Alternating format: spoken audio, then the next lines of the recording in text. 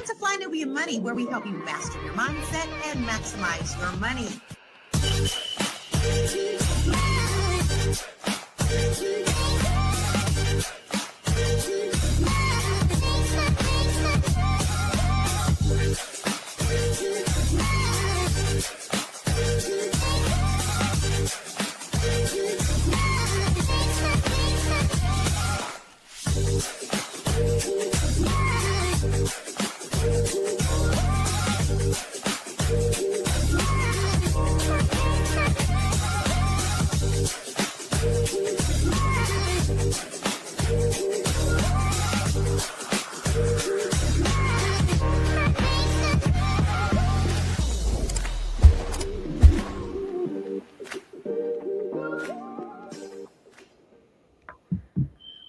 What's up, everyone? Today is Fly Nubian Money Wednesday. Happy Hump Day, ladies. How you guys doing today?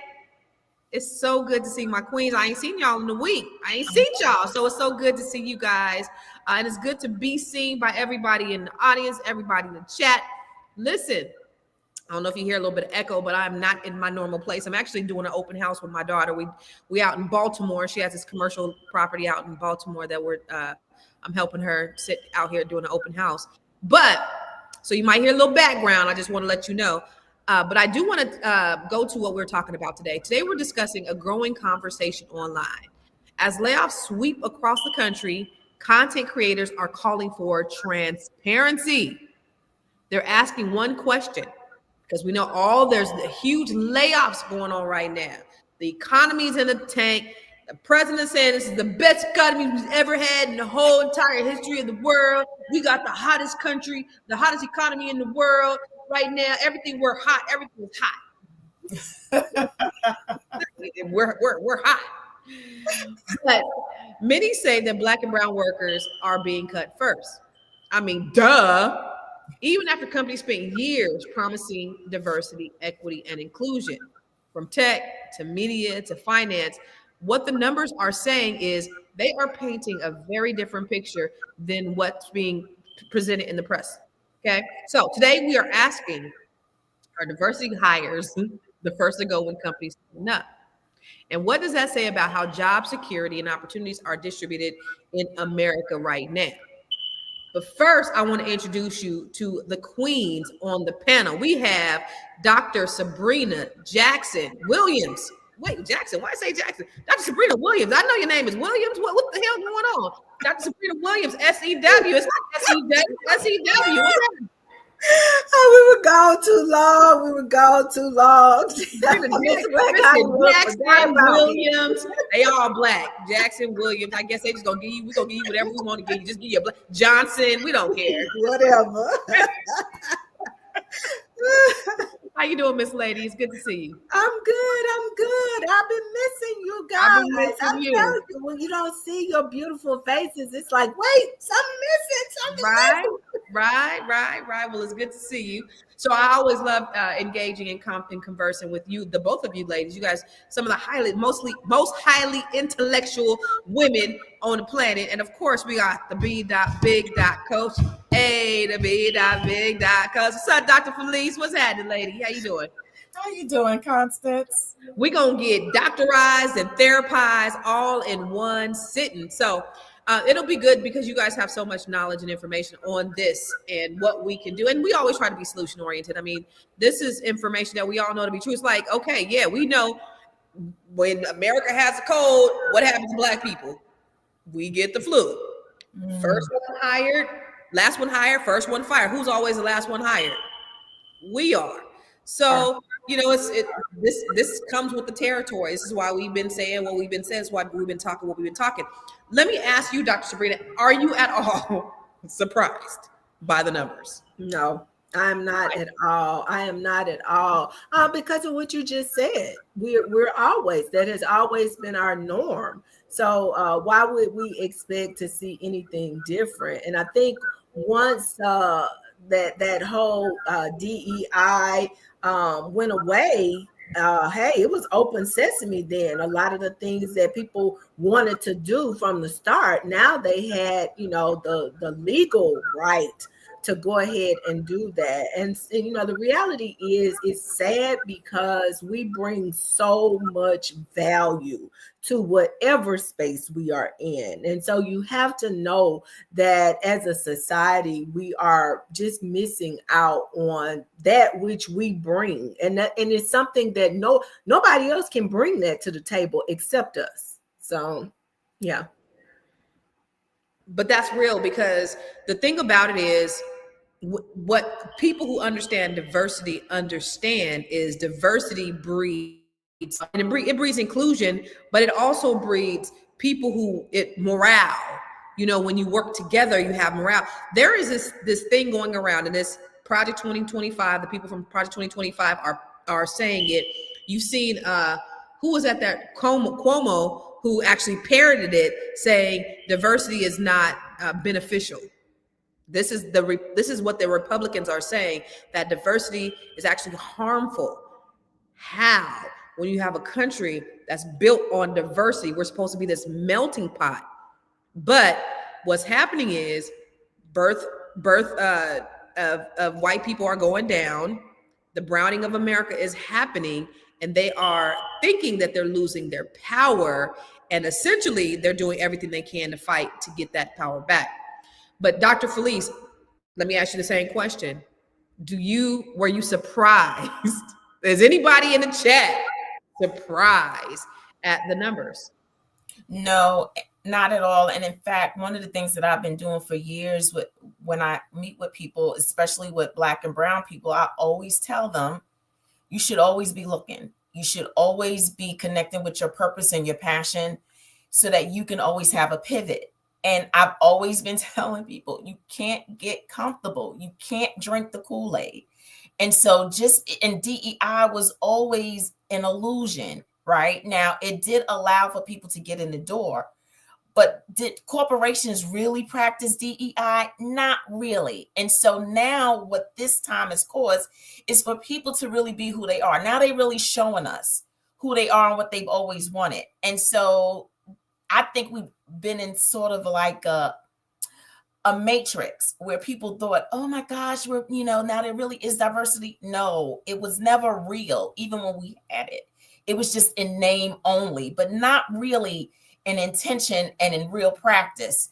And so I've always been telling Black and brown people, like, you got to have a pivot just in case. Like, they don't really want you there. When they created that corporation, it was never with you in mind. And I've always been telling people that corporate America is just a modern day plantation. And if you look at dynamics of that was modern day plantation, they still only had certain people in certain higher up offices, but the people working the field, the people making sure that the company made the money, those were the Black and brown people.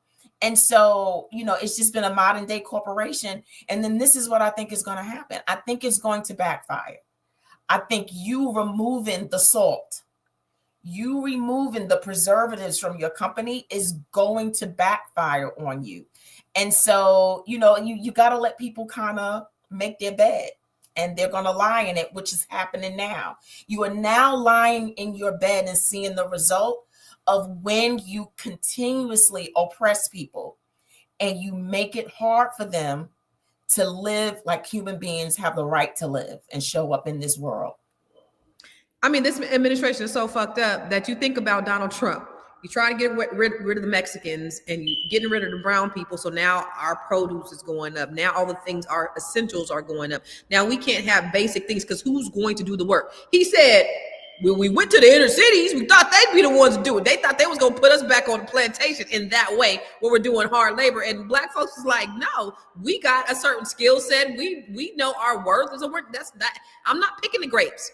I'm not picking the uvas. I'm not doing it. So then I saw an interview with him on Fox News the other day, and he was like, we need the Chinese people to come over. We need the Indians to come over because we just don't have the talent in the workforce. And she's even like, this is Fox News. She's like, we do.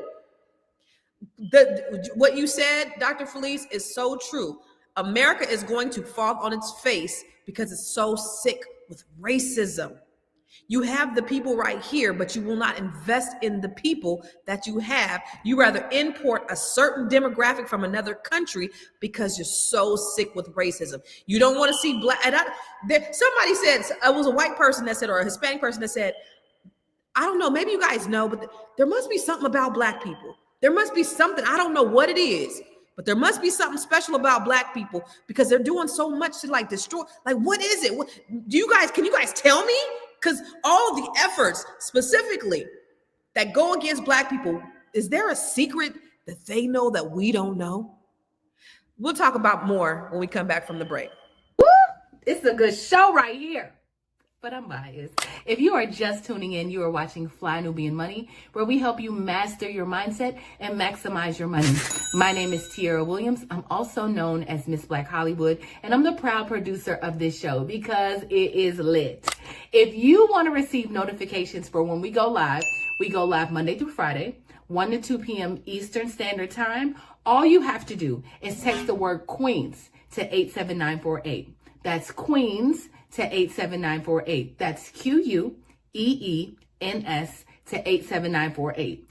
Also, if you want to grow your money and not blow your money, all you have to do is go to flynubianmoney.com. There's all kinds of resources, there's courses, there's free giveaways. There's just no reason to be broke in 2025. All you have to do is go to flynubianmoney.com. Obviously, you don't want to be entertained here. You want to know enough to grow. Wait, I need to put that on a shirt. You got to know to grow. Got to know to grow. So know and grow with flynubianmoney.com. I just got laid off. So let's take a look at this video about what's happening over at CBS. I just got laid off from my job at CBS, and every producer on my team who got laid off is a person of color. Every person who gets to stay and will be relocated within the company is a white person. Now, in my meeting with the executive who told me I was getting laid off, I specifically asked him if it was a consideration for us to be relocated somewhere else within the company, and he said that we advocated to keep the show. We advocated to try to get you relocated somewhere, and we couldn't. Because I asked him, why are you the person who is making this decision or delivering the news that we're being laid off? And he said, oh, it could have been anyone.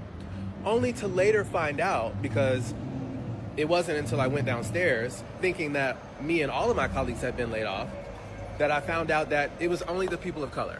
So I went one by one to my white colleagues. Are you getting laid off? No. Are you getting laid off? No. Are you getting laid off? No. Are you getting laid off? No. So I went back up to his office and I told him, I think you lied to my face. And come to find out, it was not his decision to eliminate the show that I work for. But he did get to decide who got to stay.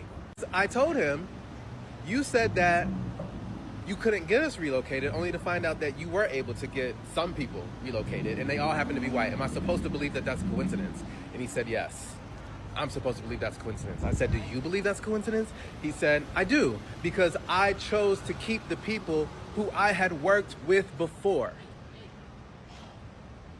So mind you, not only is it not based on merit, it is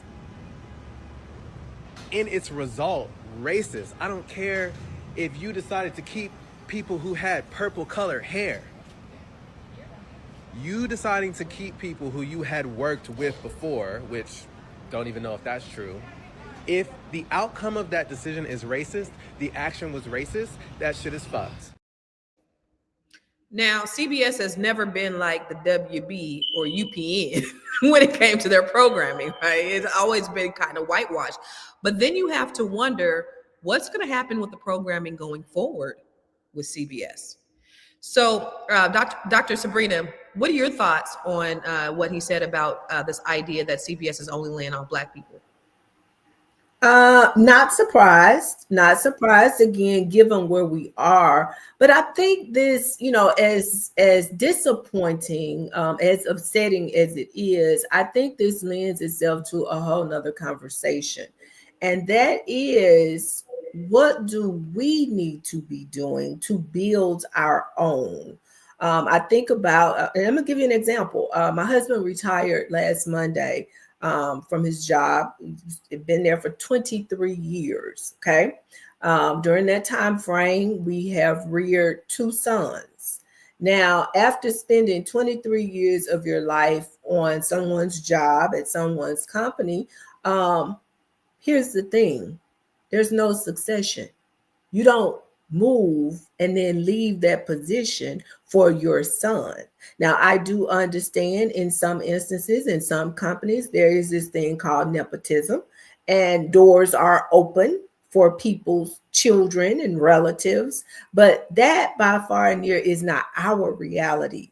And so I think, as disappointing as things are right now, I think it's a wonderful opportunity to have a discussion within our own community about what we are building for succession for our children and our children's children.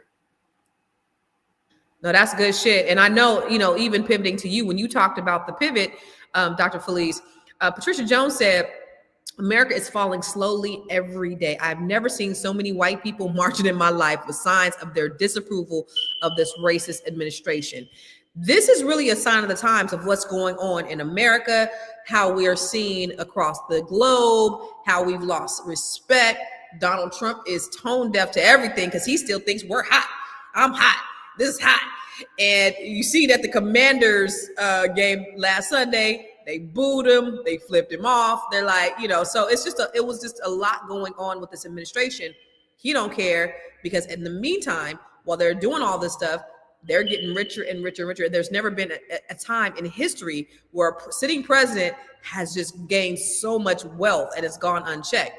We also know that they said, listen, they're desperately trying to make sure that the Democrats don't win the midterms because they said we going to jail. Y'all, we is going to jail if they get elected for the midterms. They know that there's a large sense of corruption. But in the meantime, here's what I think. We still can't fall asleep. We can't depend on that happening. When you talk about the pivot, getting ready for the pivot, Dr. Felice, what does that really mean? Because what happens is we have a short-term memory. And so when we get comfortable, okay, everything's good, we start sitting on our laurels. In spite of that, what should we be doing? Well, I think one of the things that we should be doing is welcoming a little bit of discomfort into our lives and keep it there. Like, you never get too comfortable, right? Comfort, I think comfort is a beast to people. I think it causes people to regress instead of progress.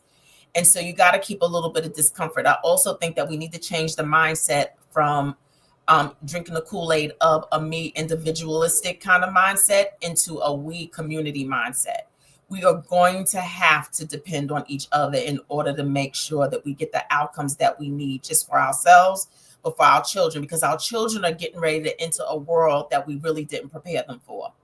And they are our legacy. So if we don't teach them how to be resilient, if we don't teach them how to swim, we run the risk of becoming extinct. And so we have got to pass this on to a mindset about community, about helping each other, and then think about what it is we do still have. What do I have and what do I have to offer? And how do I give that and make that work, not just for me, but for the collective in ways that is manageable and reasonable, right? Because sometimes we can go too far out. Well, I can't help everybody, but who can I help in my immediate circle? Who do I see that there's a need? How do we pull our resources intellectually, financially, gifts, talents, and abilities to make sure that we're all good? How do we do that? And so I think that everybody's going to have to play the role. Our church, us, our communities, our networks. Like, how do we start pulling our resources together to make sure that everybody is okay? We got to start with the tangible needs. What does that mean? I got to make sure that you can eat. Because if people can't eat, they cut the food, right? Because they're getting ready to create a world of a revolution that's getting ready to happen when people don't think that they can eat and feed their families. We got to get these tangible needs met, because I can't even talk about mindset if you're hungry, right? And so how do we start pulling our resources to make sure that people's tangible needs are met and really get into Right. Unity. Yes. We have got to start unifying again and really looking out for one another on the tangible levels first. I love that. He said common unity, which is community. And I'm glad that you said we, because we've adopted this rugged Eurocentric individualistic mindset which is capitalism, which is America, which is white. We've always been a community-minded people. We are community in nature. We are communal. The African that is in our blood is communal. And so we have to go back to that. And we have to know that whatever's going on in this administration, in this world, in this country, that we got to look at and stop looking at me, just like you said. And oh, by the way, Anonymous, let me just tell you, I am not at home.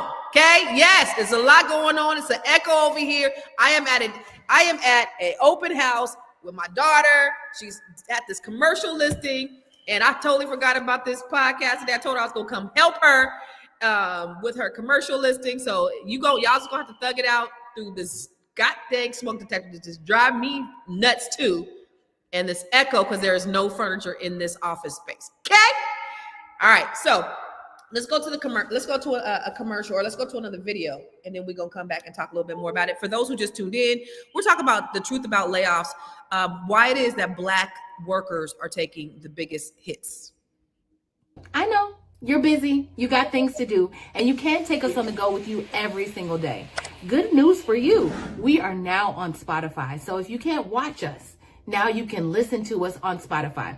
Search Fly Nubian Money, and all the episodes shall appear. All you have to do is like, subscribe, leave a 5-star rating, leave some comments, tell people how you love us, so that when other people come along and are looking for a great show to watch, they can find Fly Nubian Money too. One last thing, and just in case you've been sitting under a rock, Fly Nubian Money now has an investment club. We are the Fly Nubian Money Club. It's easy. All you have to do is go to flynubianmoneyclub.com, and I am committed to bringing in top experts from all industries to help you level up. They're teaching us the skills that we need to compete in this market. We often say that nobody is coming to save us, not the government, but guess what? We're coming to save us. I'm coming to save you with the Fly Nubian Money Club. So listen, all you have to do again is go to flynubianmoneyclub.com. We have a 30-day free trial set up just for you, just for those people that are struggling. Even if you ain't struggling, you ain't got to struggle. I'm coming. About a month ago, I made a video talking about how 300,000 Black women have recently been laid off from their jobs, myself included. And one of the main questions and critiques under that video was, well, what about X group of people? Everyone's getting laid off right now. It's not disproportionately affecting Black women. And I'm here to report to you that that is actually false. There was just an article that came out from the New York Times that gave the labor statistics of how employment's affected for other groups of people. And let me read it to you. So white women over the same time period have seen an increase of over 100,000 jobs. Same with Hispanic women, and wait for this, white men have seen the largest increase among groups, over 300,000 in the same time period. So yeah, breaking news, Black women are being disproportionately affected, and it is now proven. And it's really sad, and honestly just makes me want to shop for more Black-owned businesses and be way more intentional about that. So yeah, go support other Black-owned businesses and consider starting your own, and definitely just prepare yourself for layoffs. I know no one wants to think about worst case scenarios for stuff, but being financially prepared has definitely helped me more during this time. So maybe I'm the only one that didn't hear, because all I heard was so I was trying to hear she said something. What did she say, y'all? Somebody sum it up for me, because I didn't hear it. She was saying that there's an increase in Latina men and women and white men and women in jobs. So they haven't been affected by this job loss, that there has been an increase in them actually getting employment, where the decrease is only happening on the side for Black people. Good old meritocracy. The idea that you get the job based on your merit, which has never happened in this country. Meritocracy does not exist in America. But yet, here we are. Dr. Felice, Dr. Sabrina, what do you think about this idea of meritocracy and the idea of Black people? They said Hispanic is on the rise too, or is on the decline? On the rise. And so you got to think about those industries. Possibly it could be construction, it could be in those areas where they're finding an increase. So you have to think about Hispanics, even though they deporting them. I still see Latinas working. Not everybody's being deported. Okay. All right. Ooh, okay, go ahead. Dr. Sabrina, what do you think about this? Okay, go back to because we broke it up there. What was the original question? I'm saying, like, what do you think about this whole idea of Black folks on the decline, everybody else on the rise? What is it? Is it a targeted effort to destroy our community? Absolutely it is. Absolutely it is. And then here's the sad part. When you add that on top of everything else that's going on, okay, for example, the government is shut down now. So these people are out of work, okay? Are there 300,000 jobs out there available? So during the time frame in which they are looking for employment, chances are they may have to have some type of assistance. Okay, well, everything is shut down. Where are they going to go to get this assistance? Okay. So during that time frame, they may need to eat. One of those non-essential things like eating. They may need to eat. Well, there are no benefits available because the government is shut down. So how do they do that? And I got one for you, Constance. Are you ready for this? We had a whole load of monkeys, infected monkeys that overturned here in the state of Mississippi a few weeks ago. So not only are there no SNAP benefits, people can't even go in the woods and hunt safely to try to get them some food because they may get attacked by the infected monkeys. So we got all that going on as well. And on top of that, on a serious note, I just need to lighten things up. Look at your face. But that's true, though. That's true. They got the monkeys now. There were 3 still running around on the loose. But I mean, you see, it's just so many things that are adding to this. And then when you factor in this stuff with the Affordable Care Act and the premiums going up. So now I have no job. I have no insurance. We barely eating over here. And oh my God, now that I'm stressed, I can't go see Dr. Felice or nobody because I don't have any benefits, but I'm going to pay them. So, I mean, I think, yeah, it is intentional. Okay, so let me ask you, Dr. Felice, with everything that's going on, right? White people we've seen time and time again, they will vote against their own best interest because they are sick with racism. They hungry right now. They still gonna vote for Trump. They ain't got no insurance, no medical. They still gonna vote for Trump. What do you think? Just in your therapy mind, because this racism just overpowers people that much. Is it that powerful? What is it going to take for them to turn and turn from their wicked ways and see what's really going on? What is it going to take for these white people who have the power in the numbers to vote this stuff in? What do you think it's going to take for them? That's a great question. To see. It's a great question. And I think when people have a blinder on, it's very hard for them to see. And it takes me back to, if you remember, y'all know, y'all call me the first lady in another life, and I accept it, right? Y'all, I always bring it back to spiritual. But if you think about it, remember the story with Moses and the Egyptians, right? God purposefully hardened the Egyptians' heart towards those people on purpose, because he wanted to be able, when he rescued the people from out of their oppression, he wanted to be able to get the credit. And so he wanted you to be able to see his glory. So we don't know. I think something spiritual is also happening in this time as well. A lot of it is not just the natural. I think something spiritual is going on, because I think there's a purposeful hardening and blinder. For them, right? He sent every plague on the planet. And nothing caused them to release the oppression of those people. So I don't know necessarily what it's going to take, but I do want our people to stay encouraged. I do want our people to be and start preparing and positioning themselves for a possible transfer of wealth. But you got to stay positive in order to be able to receive it. So I know that I don't know what it's necessarily going to take. I don't know if it's going to have to be where their suffering is so deep that they're not going to be able to deny the blinder. Does that make sense? And I'm hoping that it doesn't take that level of damage for them in order for the blinder to be removed, that you cannot continue to live in this space of privilege and power and oppression where you're the only ones who benefit, that it doesn't come back to haunt you. And so I just want our people to really to gird up. I really need us to gird up. And we're going to have to check in on our people and make sure that they're good so that when this transfer does occur, that you are prepared in a position to be able to be a part of it. You know, I totally agree with you. And what I think is you can't control white people. You can't control racism. You can't control the hatred that is just intersected and integrated into the fabric of these people and this country. What we can do is we can control ourselves. We can talk to Black people. We can be insulated. We can be insulated. And our only power is unity. Remember, J. Edgar Hoover said the biggest threat to America is Negro unity. That's the thing that we're going to have to do to fight. Let's go to another video. A lot of companies are laying off, man. This is going to be big, bro. Chances are you're probably going to get fired and my cousins are going to get hired.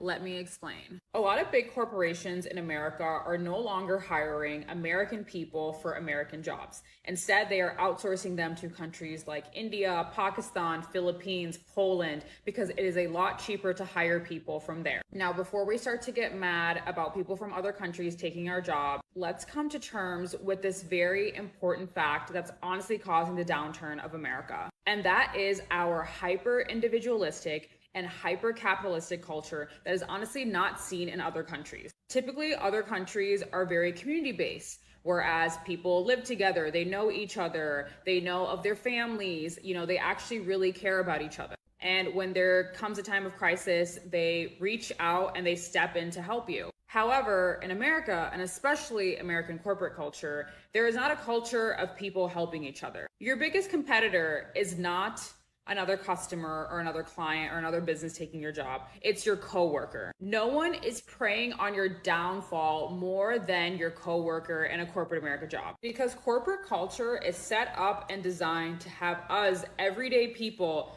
fight with each other over scraps of paper. Meanwhile, the execs and the CEOs are getting paid top dollar and they are continuing to make more and more money, leading to them having this crazy wealth gap that we now see between the ordinary people versus the high level exec people. And I think the only way we can really fix that is to really reshape the way we work and make it more community based and more holistic based so that we can all just get along together. Thanks for coming to my TED Talk. Listen, we didn't even hear her video because we all been talking about the community mind, that we got to get away from this individualistic mindset. We've all been saying that. So we're all in agreement with that. So when you talk about it being spiritual, Dr. Felice, when you talk about it being spiritual, I think the benefit lies with us because of all of when you talk about a hardened heart and their hearts are so sick with racism that they can't even see what's happening right before their eyes. Like they're just totally blind to it. We see, we're wide awake. We woke. So if we, now that we're woke, we not just be hearers, but we're doers. We're taking action to insulate ourselves, to work together, to practice collective economics. That's the thing that's going to be the great equalizer for us to close that wealth gap. Dr. Sabrina, what do you think about what she said about how other people work as opposed to how we are, and just kind of the American system and the way that things are set up? You agree? I agree wholeheartedly with what she said, because at the end of the day, Constance, and I know this conversation is kind of centered around race, but I think it goes even deeper than that. I think we are in a battle as it relates to race, but I think it also boils down to the economics of things. The haves versus the have-nots is what we are creating in this country, a system of haves versus the have-nots. And, we are politically primary two-party system, okay? You got the Democrats and the Republicans, and when one is in control, the other one is, the back and forth. But at the end of the day, I was thinking about this just yesterday. Does it really make sense? You got a group of people who make decisions about whether other people eat, and they're going to eat regardless. You got a group of people that make decisions about whether other people get paid, and they're going to get paid regardless. You got a group of people that make decisions about whether other people have health care, and they're going to have the best health care regardless. And so it's kind of like, wait a minute, maybe we need to, revisit this whole thing, because a lot of those individuals that are, like diehard MAGA and, that really are playing that race thing, it's all about race. They don't even realize that you ain't in the 1% either. So you in the same boat I'm in. You're not on the yacht. You with us. You don't realize it. You're making this about race. But at the end of the day, it really boils down to money. You just said it, Constance. We got a president who came through the door enriching himself, and every day with every play that happens over and over and more and more. If I'm not selling, a shirt with a piece of my ear hanging off, I'm selling shoes, I'm selling crypto, I'm selling stuff, I'm selling parties. It really is, and it's sad. So I think we got to keep our eye on that. And I think a lot of times even the racism part of the conversation is something that keeps us off balance. We lose focus and we forget what's really going on in front of us. Is we got a whole group of people over here, and they on the come up, and they coming up. And then there are a whole lot of other people that's just really falling by the wayside, and they're telling us it's about race. And then they doing all of this other stuff. So I don't want us to get distracted and lose that point either. I'm so glad that you said that, because it's about greed. When you look at the top 1%, 20 years ago, 30 years ago, there were no billionaires. These motherfuckers is not just trying to get to billions, but they trying to get to trillions. It's like a race against who can accumulate more of something that you cannot do anything with in this lifetime. There's no way that you can do anything with all this money that you've accumulated. But now it's just, they're just overly consumed with greed. Now, I've been saying since we started this podcast, we've been talking about the idea of for them at the top, it's never been about race. It's been about power. For everybody else, it's about race. So they've essentially distracted us by throwing race in the mix. That famous quote by Lyndon B. Johnson, and I always say this: if you could take the lowest white man and convince him that he's better than the best colored man, he won't even know that you're picking his pockets. Hell, give him somebody to look down on and he'll give you everything he owns. So while they're playing the race card up here to keep us divided, keeps them in power. Black folks, I want us to understand, because these people are really so sick with racism that they're still going to continue to vote against their own best interest, as long as they can make them feel like they're better than us. It goes back to when race was even created. Before race was even created, remember, race is a social construct. When you had back in slavery, you had black slaves, you had the Irish, which were more indentured servants, right? But they had some type of servitude. Then they said, oh wow, they're getting too powerful. It's them against us. If it's too many of them against us, then they're going to overthrow us. So what do? We make the Irish a little bit higher than them. We make them the overseers. So they're white like us. They still not as good as us British people, as Portuguese people, but we're going to make the Irish just a little bit higher. Now, they're better than them. So now they're going to keep watch over them. They're going to keep them in line so that we can continue making our money. We ain't letting them be up in the big boys club, but we're going to make sure that they feel that they are more important to the people that they're over. And that's essentially what the people in power have done. They know the game. They know the rules. I just want us as Black folks to understand. Let's go to some of our slides, some of our statistics, if we can go there really quick. In 2024, Revelio Labs reports found that roles tied to diversity, equity, inclusion were cut at 3 times the rate of other corporate jobs in 2022. Women and minorities are twice as likely to hold positions labeled non-core during corporate reconstruction. Okay. In 2023, over 40 major U.S. companies have scaled back or eliminated their DEI departments entirely, citing budget cuts and business refocusing.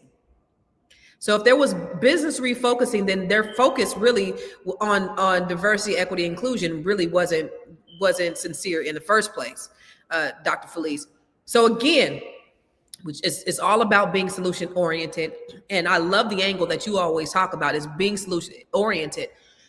I really want to focus on what some specific things that we can do. I know you said, look, we got to get our mindset together, but if we can't eat, our mind can't be together. What are some core things Black people can do besides eating and mindset that can really set them up so that we are not dependent on these corporate entities, that when this stuff does happen, we're not affected, we're insulated? Yeah. So that's a great question. One of the things is to start taking take care of ourselves, right? You got to be here to be able to do anything. So start thinking about ways that you can do some self-care to take care of yourself mentally, physically, spiritually. Do little things. Like I told you before, I started a garden. I got tired of complaining about my tomatoes being as much as they were. Seriously. And now I got about 20, they still coming in. Like starting a garden, and you get one of those things, start a garden. Start figuring out, because if you think about our ancestors, they never made the salaries that we made, but they were able to still make it and do and thrive. So reevaluate your current situation. What can you stop doing? Like literally, like you may not be able to get your nails done. You may not be able to get your hair done like you normally did. What are those things that you can start cutting back on? And then start doing some bartering. Like, hey, I do nails, you do hair. I come, you do my hair, I do your nails, so that we still take care of ourselves, feel good about ourselves. Start doing gardens, or start doing a community garden. What are some other things we can do? We can start investing in and finding those Black businesses that are doing things in our community, and start frequenting those, and then putting that money back into our community somehow. And we're going to have to be smarter about it. So if you come see me, a portion of my money goes back into our communities. We got to start thinking of tangible ways that it benefits the win-win, so that we can take care of our communities in ways that make sense. And then really, really start channeling it. It's not necessarily how much you make, but what you do with what you make. And so finding out that strategy in order. I'm just going to keep it real. When I was struggling as a single parent, I'm telling you right now, tithing is what helped me. I don't know what the spiritual thing is about that, but when I gave back to God, he made sure I was good. And so he gave me ideas about how I could make sure and thrive even when I didn't have it on the financial end. So just getting back to some basics and being smarter about how we conduct our everyday lives so that we can make it. That's just the start. Constance, I want to piggyback on that. And I think another thing, and very I was going to ask you the same question anyway, so go ahead. Central thing is we've got to feed into our young people. I mean, there are so many things that younger people have never seen, they've never experienced. And so for example, back during the summer, we hosted basically an each one teach one type event here in the community, because there were so many young people that didn't know how to do basic things, things that I think are basic. And the idea for this, for me, came from being at Walmart and having someone, a male, almost, I don't know, he looked like he was probably somewhere between 24 and maybe 30, walk up to me, ask me if I had any jumper cables. And he says, well, I need to get a boost. So in talking to him and going over to try to help the man out, and he looks and turned to me and look at me and say, well, do you know how to install the jumper cables? Oh, okay. So for me, what that said is there are just some things that our younger people may not know how to do. I'm not judging you. I'm not criticizing you, but I see this as an opportunity to step in and do something. So we literally hosted a day where we had people to come out. We had the mechanic to come out and show and work with our young people on, if you have a flat tire, this is how you change the flat. This is how you put the cables on. This is how you operate a lawnmower. this is, we had law enforcement to come out and talk to them about conflict resolution. Just a lot of these things that our kids are really not winning at, that they're failing at. And I would hope that if we did it again next year, that maybe we can even have some of the farmers to come out and talk to them about, starting their garden and doing things, because that's my big concern. I know my parents come from the era where they're going to survive. I don't care, what happens with this thing. They're going to eat. If daddy got to go in the closet and get the rifle and go out there and kill the squirrels and the rabbit, they're going to eat. They're going to be good. Even my generation, I feel like we'll be okay. But my concern really is about our babies, Constance. Are they going to be okay with all of this? Are we positioning them properly so that they will survive? And not just survive, but thrive on the other side of all of this.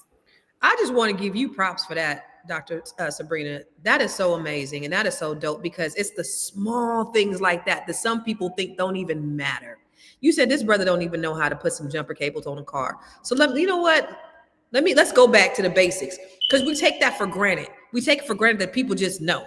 Just like Anonymous said his dad taught him how to change the oil at 12 years old. My dad told me how to change the oil when I was 12. Everybody don't got daddies. My daddy showed me how to change a tire when I was 15.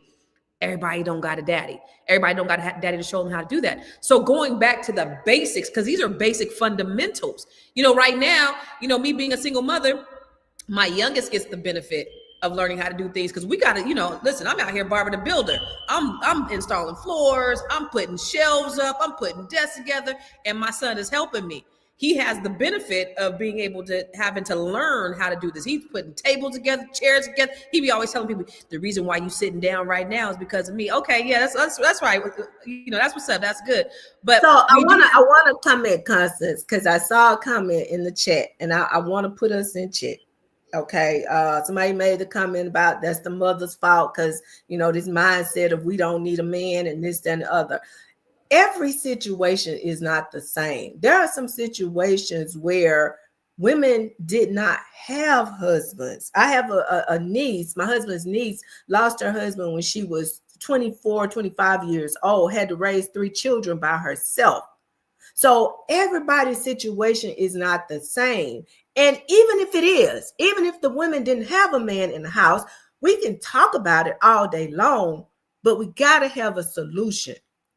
What good does it do us to sit here on this type of platform and talk about what women ain't done and this and that and the other if we're not here to offer solutions? Because at the end of the day, the babies still need to know how to do these things. So it's up to us, those of us that know, those of us that have done it, have had the experiences. Those of you like you guys, I had a daddy. My daddy was a mechanic.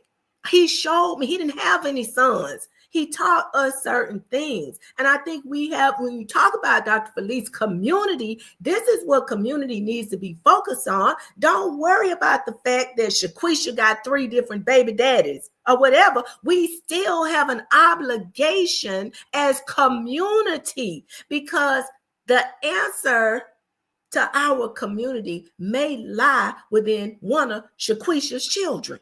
We don't know. Can I piggyback on Dr. Sabrina? And that's where all the generations come into play, right?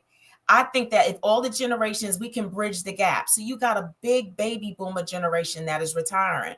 Well, what you can do with that is be productive and come back around to the younger generations.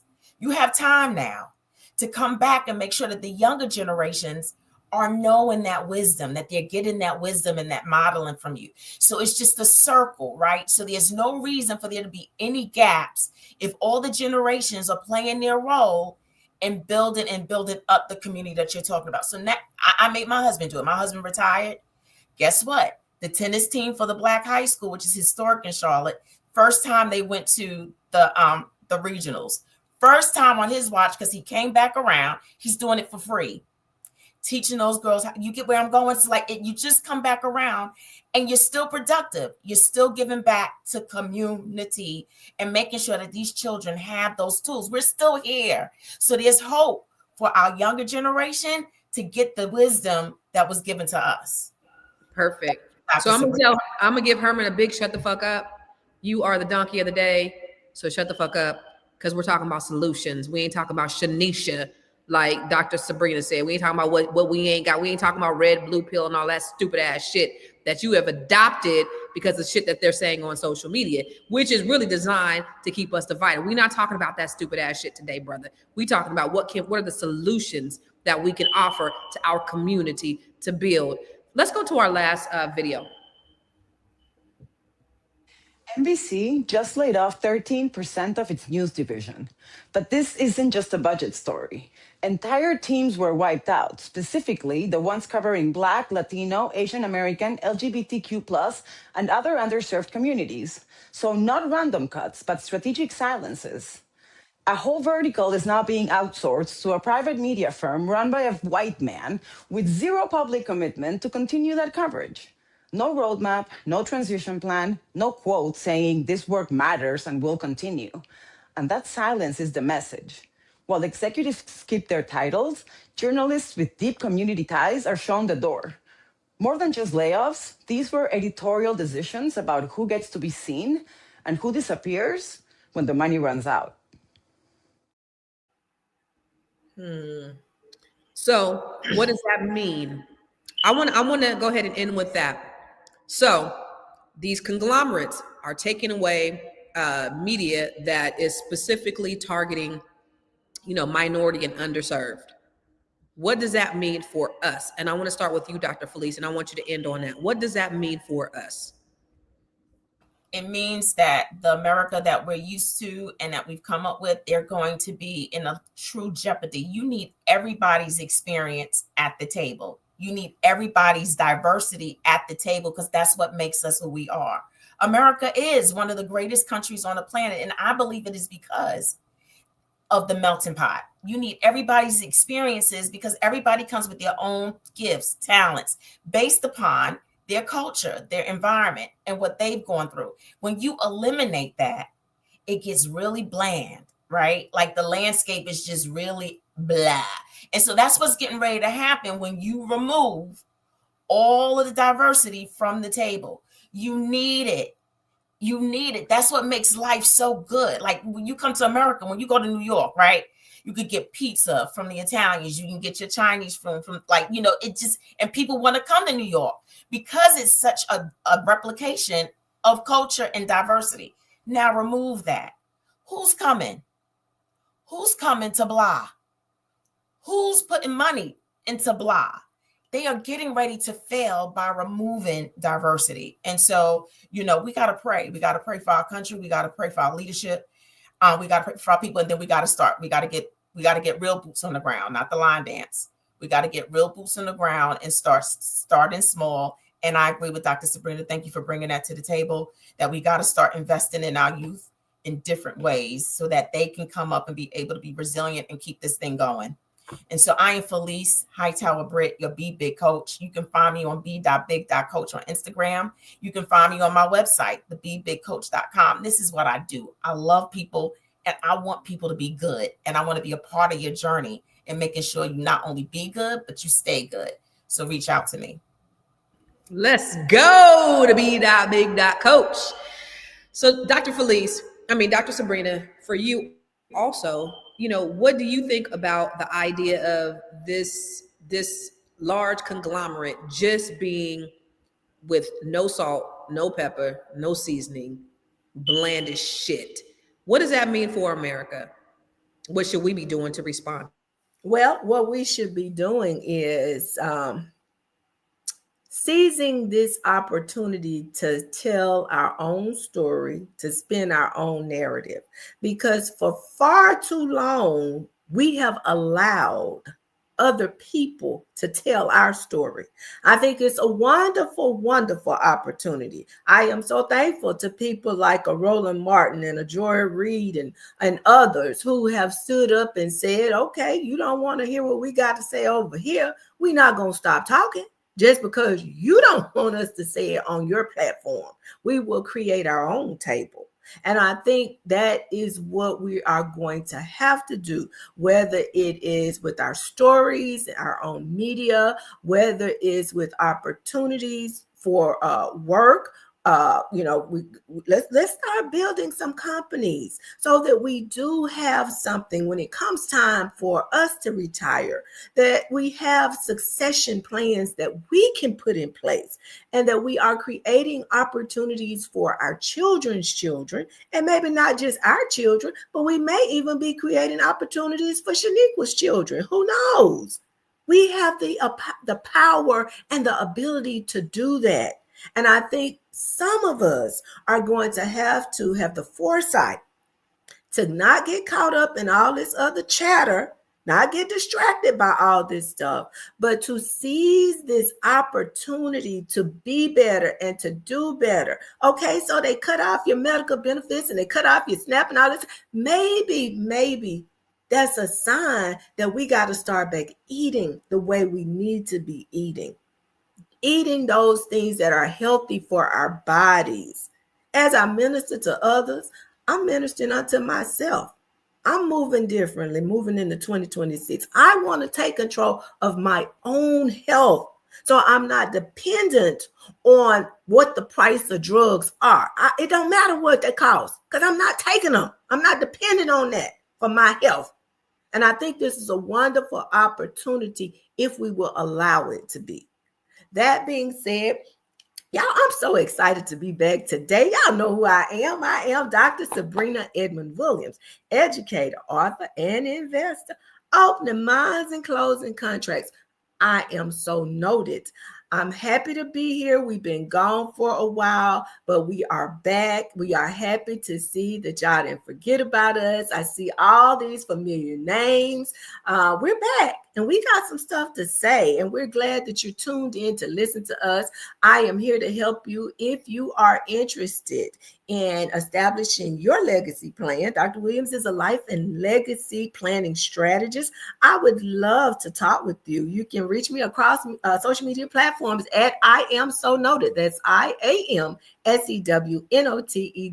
Thank you kindly. And it's so good to be here with my fellow queens. I look forward to doing what we do. Did I not tell you we have the most intelligent queens on the planet on the panel today? The absolute right ones to have this conversation. These ladies are absolutely the right ones. I feel enlightened. I feel lighter. I feel encouraged. I feel motivated. So thank you guys for the gems. I just believe that this is the best time in the history of America for Black people. Now, hear me out. This is the best time. We see all these things taken away. Listen, this has always happened to Black people. We've always had to figure some shit out. We've always been struggling. We've always been the last. Everything that you see, everything good, we on the bottom, everything bad, we on the top. That's kind of been how it's been. And something needed to happen in order for a shift to occur in our community. And while America is on fire, somebody said in the comments, there has never been a time where so many white folks was out protest. There's never been a time in the history of this country where white folks and Black folks have been out there protesting, but not white folks. So I think that we have to really seize this opportunity, y'all. We have to build businesses. Less than 3% of businesses in Black communities are Black owned. What does that mean? We got to start building our own brick and mortars. We got to start doing our own community gardens. We got to start practicing collective economics. Black people will do business with Black people if we had options. We have $2 trillion of spending power. Less than 2% is spent within our community. We got to change it. Well, the reason why less than 2% is spent in our community is because we don't have enough businesses to spend with. Black people, it's time to rise up in times such as this. They are firing us. They are letting us go. So what does that mean? We got to build our own tables. We got to build our own houses. Fuck what they talking about. And we got to do it for ourselves. We got to be self-sufficient. We got to be independent. We got to take control of our lives, of our families, of our communities. And now is the perfect time to do it. And I'm excited about it for us. This is the perfect time. And this is why I do everything that I do. So when we talk about this tangible things that we can do, save your money, get your credit right, take that money and invest it in something else. Invest it in an asset, invest it in the stock market. So I do something on every Tuesday. I do a Grow Your Money Club masterclass every Tuesday where I'm just giving Tuesday free gems. Every Tuesday, you can come online and I'm going to teach you something. Yesterday, I talked about credit because you need credit as leverage so that you can build your wealth. Next week, I'm going to talk about how to get at home with little or no money down. I'm going to talk about real estate investment trust. I'm going to talk about all kinds of things. I'm going to talk about creating a living trust. Everything that we need to do to equip ourselves, I'm giving it to you for absolutely free on Tuesdays at 12 Eastern, 9 Pacific. So join us. I don't want to just talk about problems. I don't want to talk about what men ain't doing and what Shanisha ain't doing and what Pookie ain't doing. I want to talk about what we can do to build our communities. Let's stop being so problem-minded and let's be more solution-oriented. That's what we need to do, Black folks. That's why we're here. Okay? So if you want to join me, go to my website, go to ConstanceCarter.com or go to gymmasterclass.com. That's 2 M's, gym, G-Y-M, masterclass.com. So you can sign up for any of my training. I coach Black women, but on my website, you'll find all my stuff on ConstanceCarter.com where you can get any information from me. Okay. So thank you guys. Thank you guys for being here. Listen, what we are seeing right now is more than layoffs. It's a reflection of where power really sits in the workplace. When companies cut budgets, they reveal their values. If inclusion was just only a trend, if it was only there because Black Lives Matter, then this moment right now is exposing it. But if we learn from it, we can start focusing and we can build our own ownership. We can build our own skill sets and systems that we need that cannot be stripped away from us, Black people. So we appreciate the time. We're going to be here tomorrow on Thursday, same bat time, same bat channel with some beautiful ass, bomb ass sisters that's going to kick it for you. So we'll see you tomorrow. Peace. Trey Sherman just got laid off from CBS, and he's one of many Americans who have lost their job right before the holiday season as companies across the board like Amazon, Target, UPS, FedEx are doing mass layoffs. And I really want to highlight Trey's experience because I think it's indicative of what we can expect from the current government, the current regime over the next couple of years unless we take action to cause radical change. They removed DEI, so they have no reason not to be racially discriminatory in their hiring practices and their firing practices. Like, layoffs are not just as simple as, all right, well, we need to save some money, so we need to cut some positions. No, like, you can alter salaries for that. Like, it's as simple as just altering the highest salary in the books. They're laying people off because they are trying to destabilize the American working class so that we're in a state of poverty and scarcity and scrambling for resources so that the ruling class and the elite class has all the power to determine that. And it's really fucked up to see it happen because, like, the same people who are fighting for Trump are the same people who are getting fucked over right now, including Black people. So that's why it's really frustrating for us because, like, we told y'all niggas this